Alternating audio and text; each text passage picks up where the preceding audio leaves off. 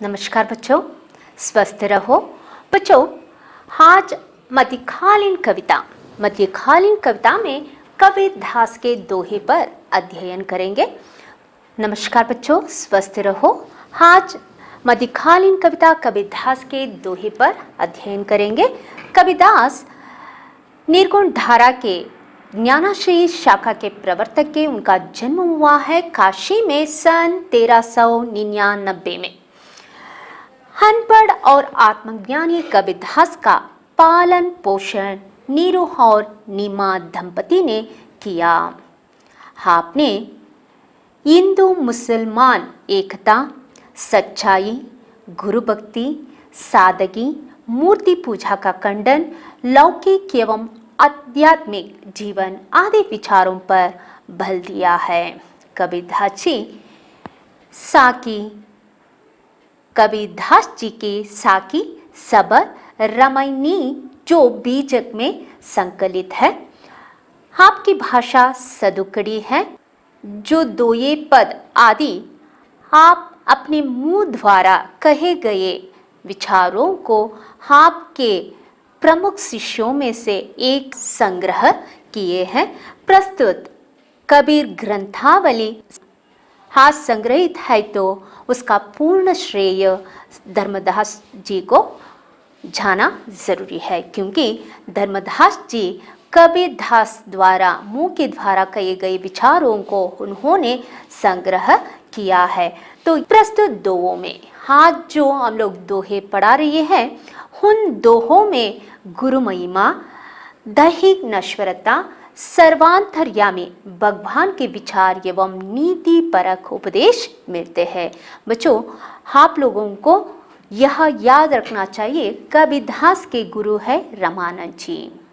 कबीरदास जी हमेशा भगवान से बढ़कर गुरु को महत्व देते थे। इसलिए महत्व देते थे कि भगवान का साक्षात्कार केवल गुरु से ही प्राप्त होता है। गुरु के बिना भगवान का दर्शन नहीं होता। इसलिए गुरु को बड़ा मानते हैं। गुरु महिमा यहाँ बताते हुए यह दोहे कहे है। सदगुरु के प्रताप तय, सदगुरु के प्रताप तय, मिट गया सब दुख दर्द, कहा कबीर दुविधा मिटे, गुरु मिलिया रमानंद। कबीरदास सदगुरु के महिमा के बारे में अभिव्यक्त कर रहे हैं। सदगुरु के प्रताप से, उनके प्रभुत्व से मेरा सब दुख दर्द मिट गया। कहा कबीर दुविधा मिटी। दुविधा का मतलब है बच्चों संशय।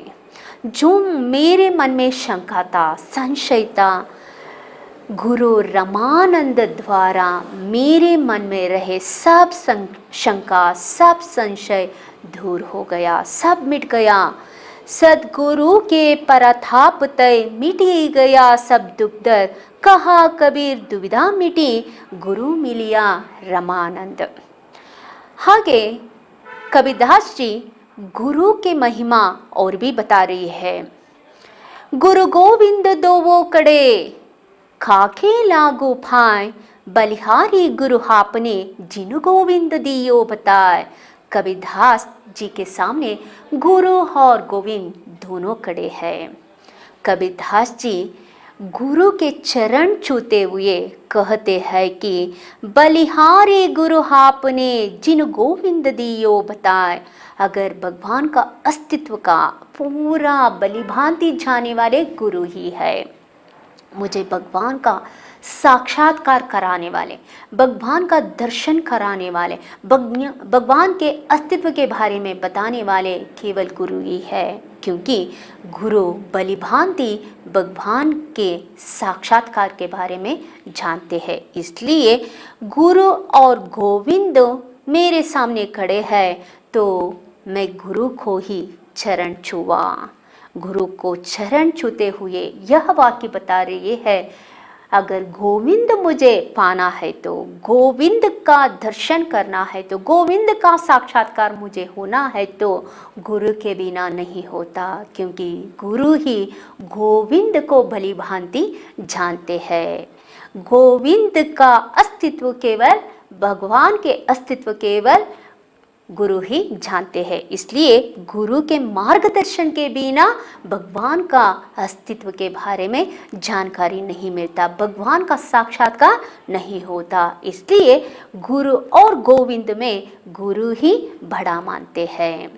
आगे कबीरदास जी एक उदाहरण के साथ साथ मनुष्य का यानी दैहिक नश्वरता के बारे में बता रही है।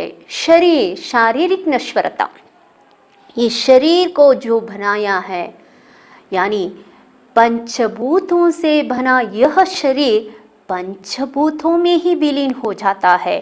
फिर भी मनुष्य शारीरिक यानी शरीर पर इतना व्यामोह है, मोहित है, उस मोह को छोड़ने के लिए एक उदाहरण के साथ यह बता रहे हैं।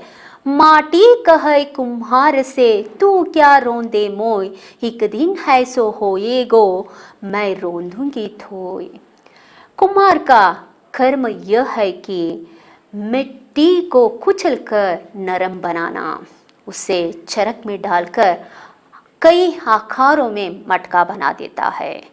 वही कुम्हार जब मिट्टी को कुचलकर यानी जो कुचलने वाला मनुष्य को देखकर मिट्टी यह कहता है, माटी कहे कुम्हार से, मिट्टी कुम्हार से यह कहता है, तू क्या रोंदे मोय, तू मुझे क्यों रोंदेगा, तू क्या मुझे रोंदेगा, एक दिन ऐसा होएगो, तू क्या मुझे कुचलेगा, एक दिन ऐसा दिन आएगा मैं रोंदूंगी तुझे, यानी मैं तुझे कुचला दूंगा। इसका मतलब जिसे ये शरीर पंचभूतों से ही बना है तो एक दिन पंचभूतों में ही विलीन होना पड़ता है। इसका मतलब है मनुष्य का अंत यानी अंत होने के बाद उस शरीर को जलाया जाता है या नहीं तो गाड़ा जाता है, यानी उस धरती के अंदर ही उस मिट्टी में ही मिलाना होता है। इसलिए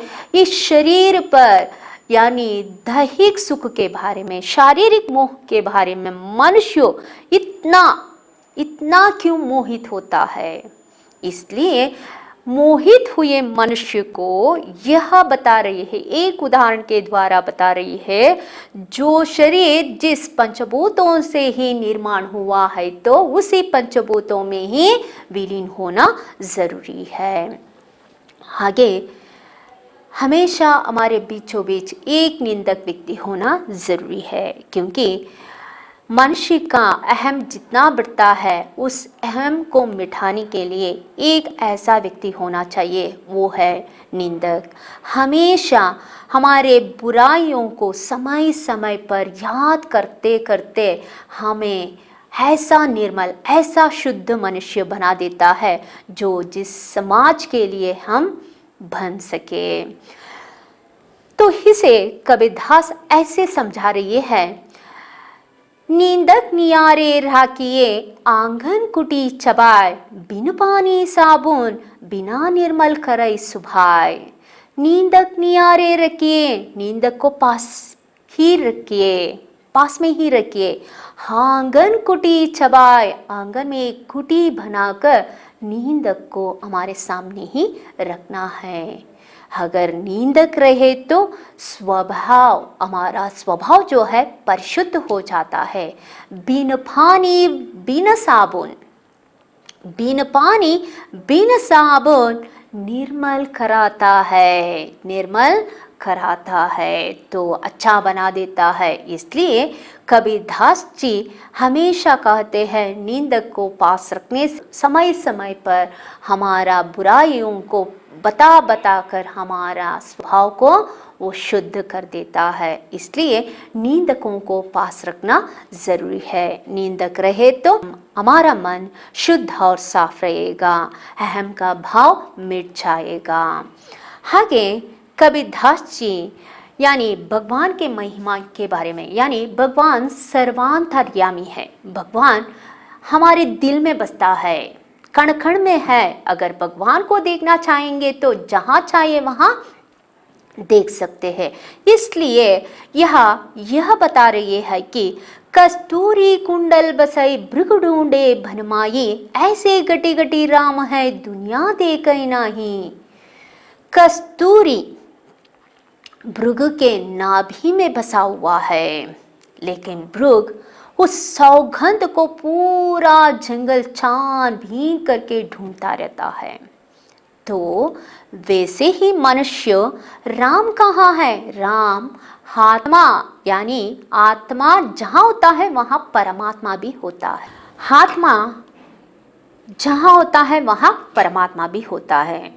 तो आत्मा हमारे पास ही है तो हम में परमात्मा भी होगा, उसे देखना होगा। इसलिए यह बता रही है, ऐसे गटी गटी राम है दुनिया देखई नाही।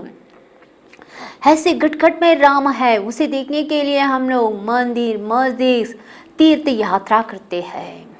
यात्रा के लिए क्यों जाना चाहिए? भगवान हम में ही है, हमें देखना है, उसका दर्शन करना है। कबीर दास जी यहाँ रहस्यवाद प्रकट कर रहे हैं, यानी भगवान को देखने का रहस्य बता रही है। इसलिए मनुष्य अपने जहाँ तक अपना अहम मिटाएगा तब भगवान भी दिखेगा। मैं का जब तत्व मिटेगा तब भगवान भी हमें दिखेगा। इसलिए भगवान को देखने के लिए हमें कहीं और ढूंढने की आवश्यकता नहीं है। हम खुद अपने आत्मा में परमात्मा होता है, उस परमात्मा को हम लोग देख सकते हैं। आगे बढ़ेंगे तो यहाँ कबीरदास जी भगवान का दर्शन पाने के लिए बता रही है। बहुत दिनन की झोवती बाट तुम्हारी राम, जीव तरसई तुझ मिलन खू मनी नहीं विश्राम। यहाँ अभी कबीरदास जी रहस्यवाद के बारे में बता रही है। रहस्यवाद यह है कि भगवान का दर्शन कैसे होगा, कैसे पाएंगे भगवान को? बहुत दिन की झोवती, बहुत दिन से मैं प्रतीक्षा कर रहा हूँ। किसकी? राम की, श्री राम की मैं प्रतीक्षा कर रहा हूँ। बाट तुम्हारी राम, तुम्हारे राह देख रहा हूँ राम, कहाँ हो? जीव तरसई तुझ मिलन को, तुझे मिलने के लिए ये जीव तरस रहे है। मनी नहीं विश्राम, जहाँ तक तुम नहीं मिलोगे, जहाँ तक तुम्हारा दर्शन नहीं होगा, तब तक मेरे लिए विश्राम नहीं मिलेगा, आराम नहीं मिलेगा। तुझे देखने का व्याकुल, यानी मन में इतना व्याकुलता है, वो बता रही है। भगवान के दर्शन के लिए कबीरदास जी तरस रहे हैं। भगवान के दर्शन के वास्ते वो प्रतीक्षा कर रही है। भगवान के लिए उसका जीव तरस रहा है। जहाँ तक भगवान नहीं दिखता वहाँ तक उनके लिए आराम नहीं मिलता। आगे देखिए, निराकार ब्रह्म के बारे में कबीरदास जी क्या कहते हैं। जहाँ दया तहाँ धर्म है, जहाँ लोभ तहाँ पाप, जहाँ क्रोध तहाँ काल है, जहाँ चीमा तहाँ आप। यहाँ जिस व्यक्ति में, मनुष्य में दया होता है तो वहाँ धर्म भी होते हैं। जहाँ लोभ होता है वहाँ पाप भी रहता है। जहाँ क्रोध होता है वहाँ मृत्यु स्थिर होता है। जहाँ क्षमा होता है वहाँ आदर सम्मान सब कुछ प्राप्त होता है। तो भगवान निराकार है। भगवान कहाँ है? जहाँ दया होता है वो धर्म में भगवान दिखता है। जहाँ लोभ होता है वहाँ पाप। तो इसलिए भगवान को देखने के लिए दया, यानी हमारे दिल में क्षमा का गुण होना चाहिए, दया होना चाहिए। जहाँ धर्म होता है वहाँ भगवान दिखता है। जहाँ व्यक्ति का मान सम्मान प्रतिष्ठा होता है वहाँ भगवान होता है।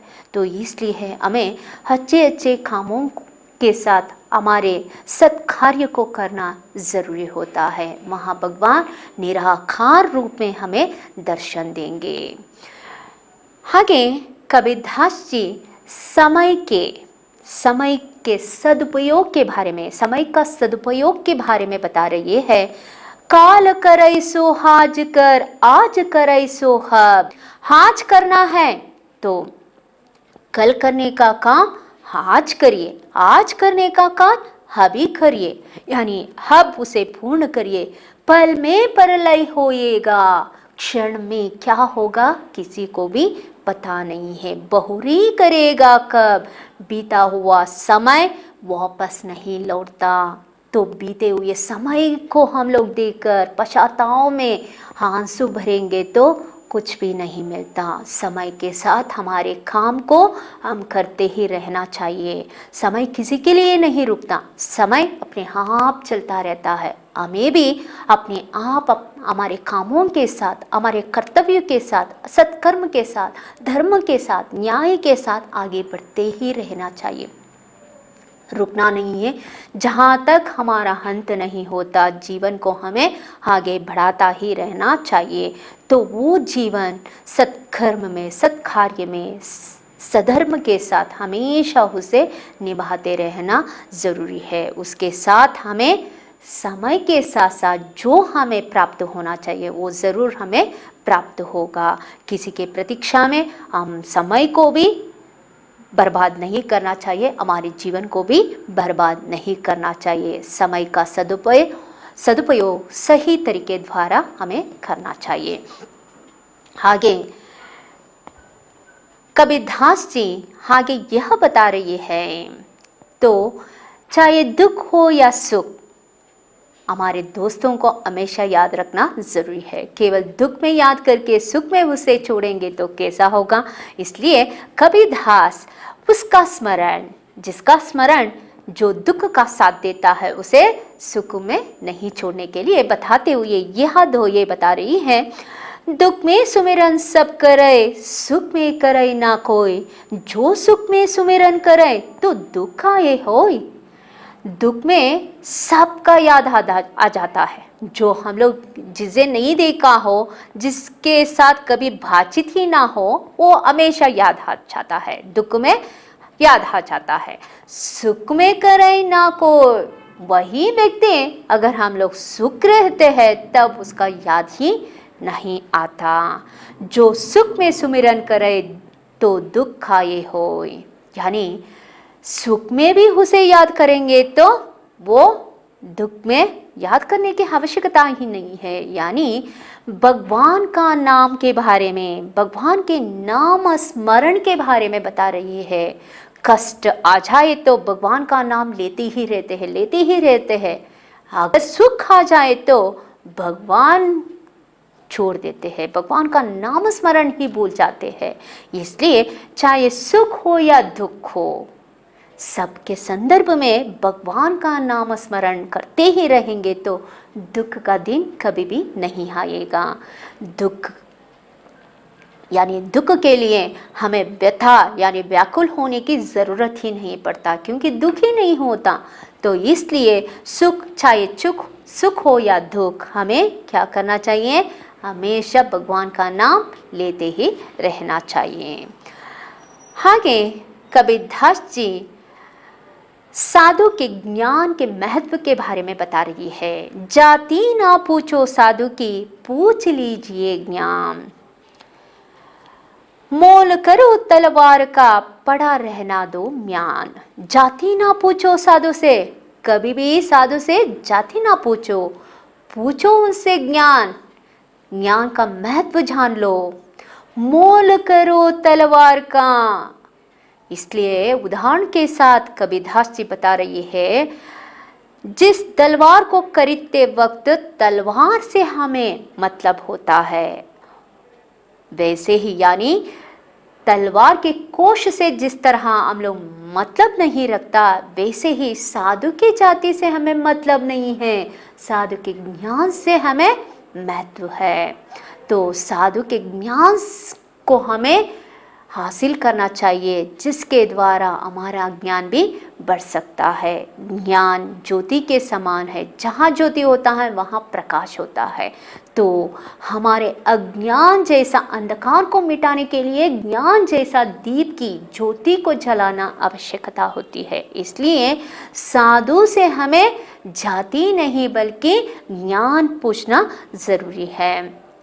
इस तरह कबीरदास जी नीतियुक्त दोहे बताते हुए ऐसा उपदेश दे रही है। मनुष्य असामाजिक विडंबनाओं के साथ कई ऐसे कुकर्म के साथ पड़ा रहा है। उन कुकर्मों को छोड़कर सत्कार्य में अपना जीवन आगे बढ़ाने के लिए ऐसा नीतियुक्त उपदेश दे रही है। बच्चों, इसके साथ साथ आज कबीरदास जी के दोहों के अंतर्गत गुरु महिमा क्या होते हैं और भगवान का दर्शन यानी निराकार ब्रह्म का महत्व क्या होता है और समय का सदुपयोग कैसे करना चाहिए और भगवान का नाम केवल दुख में ही नहीं बल्कि सुख में ही करने से दुख मिट जाता है। इस तरह कई दोहों के साथ हमें कई उपदेश दे चुके हैं। ऐसे नीतियुक्त उपदेशों से हमारा जीवन भी नीति बनाना ज़रूरी है। तो इसके साथ साथ प्रश्नोत्तर में एक शब्द या वाक्यांश में उत्तर लिखिए। उनमें से पहला प्रश्न बनता है, किसके प्रताप से सब दुख दर्द मिटते हैं? उत्तर है बच्चों, सद्गुरु के प्रताप से। कबीर के गुरु कौन थे? उत्तर है रमानंद। कबीरदास किस पर बलिहारी होते हैं? उत्तर है गुरु पर। माटी कुम्हार से क्या कहती है? माटी कुम्हार से यह कहती है, तू मुझे क्या रोनता है? एक दिन ऐसा होगा मैं तुझे रोन दूंगी। किसको पास रखना चाहिए? निंदकों को पास रखना चाहिए। कस्तूरी कहाँ बसती है? कस्तूरी भृग की कुंडली में नाभि में बसती है। कबीर किसकी राह देखते हैं? कबीर भगवान श्री राम की राह देखती है। क्रोध किसके समान है? क्रोध मृत्यु के समान है। दुख में मनुष्य क्या करता है? दुख में मनुष्य राम नाम का स्मरण करता है। कबीरदास के अनुसार किसकी जाति नहीं पूछनी चाहिए? साधु की जाति नहीं पूछनी चाहिए। तो इसके साथ साथ 3-4 वाक्यों के उत्तर में पहला प्रश्न बनता है, गुरु की महिमा के बारे में कबीरदास जी क्या कहते हैं? कबीरदास जी गुरु का महत्व बताते हुए यह कह रहे हैं, सद्गुरु के प्रताप से सब दुख दर्द मिट जाता है। गुरु रमानंद के कारण मेरे सब शंका जो दुविधा जो है वो मिट गया। गुरु गोविंद से अगर गुरु गोविंद दोनों खड़े हो जाए तो मैं गुरु के चरण छूता हूँ, क्योंकि गोविंद का साक्षात्कार कराना है तो, उसका दर्शन करना है तो, या गोविंद के अस्तित्व बताना है तो केवल बलि भांति जानने वाले गुरु ही है। तो गुरु के द्वारा ही भगवान का अस्तित्व, भगवान का दर्शन हो सकता है। इसलिए गुरु गोविंद में गुरु ही बड़ा माने जाते हैं। तो इस तरह कबीरदास जी गुरु और गुरु की महिमा के बारे में बता चुके हैं। जीवन की नश्वरता के बारे में कबीर के क्या विचार है? जीवन के नश्वरता के बारे में कबीरदास जी यह बताते हैं कि शरीर का व्यामोह हमें छोड़ना चाहिए। कुम्हार का कर्म ही मिट्टी को कुचलाकर नरम बनाना और उसे चरख में ढालकर कई आकारों में मटका बनाना। उसी को उदाहरण के साथ लेकर यह बताते हैं कि शरीर कितना नश्वर है, यानी इस पंचभूतों से बना शरीर एक दिन इस पंचभूतों में ही विलीन हो जाता है। इसलिए मनुष्य को इस शरीर पर व्यामोह नहीं करना चाहिए। इसलिए कहते हैं कि मिट्टी मनुष्य को देकर यह कहता है, तू क्या रोंदेगी मुझे, एक दिन ऐसा आएगा तुझे मैं रोन दूंगी। यानी एक दिन तुझे इसी मिट्टी में विलीन होना होगा। मनुष्य मरने के बाद उसके शरीर को ना ही जलाते हैं ना ही गाड़ते हैं, तो इसी पंचभूतों में विलीन हो जाता है। इस शरीर पर इतना व्यामोह क्यों है? इस शारीरिक नश्वरता के बारे में कबीरदास जी यहाँ बता चुके हैं। आगे देखेंगे तो दया और धर्म के महत्व का वर्णन। जहाँ दया होता है वहाँ धर्म जरूर होता है, जहाँ लोभ होता है वहाँ पाप होता है, जहाँ क्रोध होता है तो वहाँ मृत्यु जरूर होता है, जहाँ मनुष्य में क्षमा का गुण होता है तो वहाँ आदर सम्मान सब कुछ प्राप्त होता है। इसलिए मनुष्य होने के नाते दया और क्षमा का गुण रखना जरूरी है। इसलिए क्षमा से बढ़कर कोई और महत्वपूर्ण विचार नहीं है। यानी हम सब भगवान नहीं हैं, भगवान ही हमें क्षमा कर देता है, कई गलतियों को वे क्षमा कर देते हैं। तो हम आम मनुष्य है तो हम में ऐसा गुण होना ज़रूरी है। गुणों में सबसे बढ़कर गुण क्षमा दान होता है। तो कोई भी व्यक्ति अगर गलती करे उसे सुधारने के लिए कोशिश करना चाहिए, तो वो क्षमा गुण होना ज़रूरी है। आगे देखेंगे तो समय के सदुपयोग के बारे में कबीरदास जी क्या कहते हैं। समय के सदुपयोग के बारे में कबीरदास जी यह बताते हैं, कल करने का काम आज ही करना चाहिए, आज करने का काम अभी करना चाहिए, क्योंकि क्षण में क्या होगा किसी को भी पता नहीं है, क्योंकि समय चलता ही रहता है। समय के साथ साथ हमें भी चलना ज़रूरी है। समय किसी का प्रतीक्षा नहीं करता, बीता हुआ समय वापस कभी नहीं लौटता। इसलिए समय के साथ हमारा हर काम जुड़कर जाना ज़रूरी होता है। इसलिए हर क्षण यानी बीता हुआ क्षण फिर वापस नहीं होता।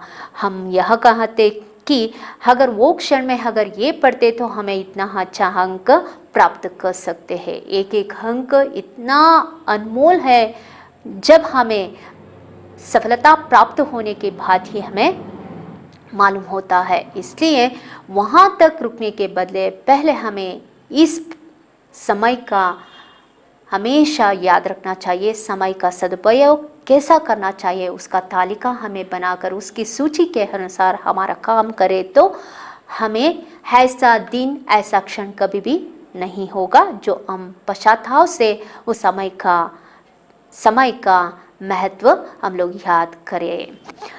आगे देखेंगे तो अगला प्रश्न मिलता है, कबीर के अनुसार ज्ञान का महत्व। तो कबीरदास जी ज्ञान के महत्व बताते हुए एक दोहा यह बता रही है, साधु से हमें जाति नहीं बल्कि ज्ञान पूछना चाहिए। तो ज्ञान से ही हमारा अज्ञान मिट जाता है, ज्ञान से ही वह प्रकाश मिलता है जो हमारे मन में रहे अंधकार को मिटाता है। इसलिए कबीरदास जी एक उदाहरण के साथ यह बताते हैं, जिस तरह हम लोग तलवार खरीदते समय तलवार के कोश के बारे में हम लोग जानकारी नहीं लेते, उसी तरह व्यक्ति यानी साधु से हमें ज्ञान से बढ़कर कोई अन्य जाति से हमें महत्व नहीं रखता। इसलिए ज्ञान का महत्व बताते हुए साधु से ज्ञान पूछने के लिए कह रहे हैं। आगे देखेंगे तो ससंदर्भ भाव स्पष्ट कीजिए। उनमें से पहला दोहे मिलते हैं। दोहा है, माटी कहै कुम्हार से तू क्या रोंदे मोई, एक दिन है सो होएगा मैं रोंदूंगी थोई।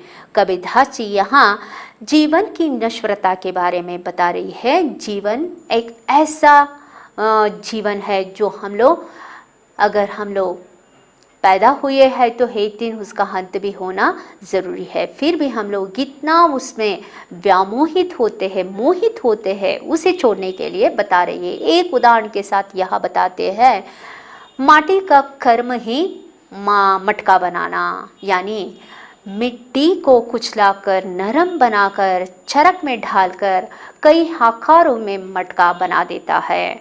तो वैसे ही उस मिट्टी उसे देखकर यह बताता है, तू क्या रोंदेगी मुझे, तू क्या रोनता है, एक दिन ऐसा होगा मैं तुझे रोन दूंगी।